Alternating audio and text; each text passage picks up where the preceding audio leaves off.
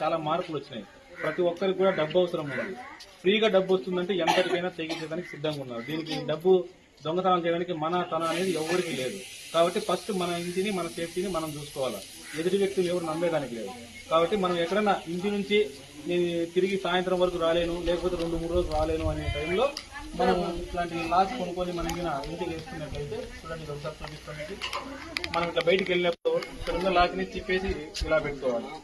ఓకేనా, ఇంటికి ఇలా లాక్ చేస్తాము, చేస్తాం.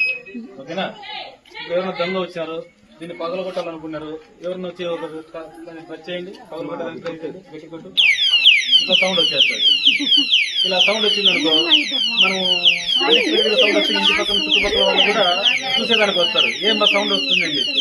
ఈ సౌండ్ ఎప్పుడైతే మొదలవుతుందో అప్పుడు దొంగ కూడా ఇంట్లో తాగేదానికి